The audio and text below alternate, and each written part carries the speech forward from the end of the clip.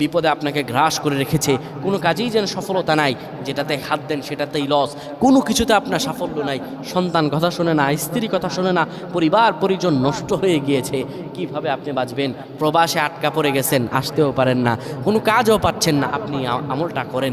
এটি আমার কথা নয়, বিশ্বনবী মুহাম্মদ রাসূলুল্লাহ সাল্লাল্লাহু আলাইহি ওয়াসাল্লামের প্রিয় সাহাবী হযরত যায়েদ রাদিয়াল্লাহু তাআলা আনহু, তিনি একবার মক্কা থেকে হিজরত করে যখন মদিনায় যাবেন, ঠিক সেই সময় বিপদে পড়ে যান।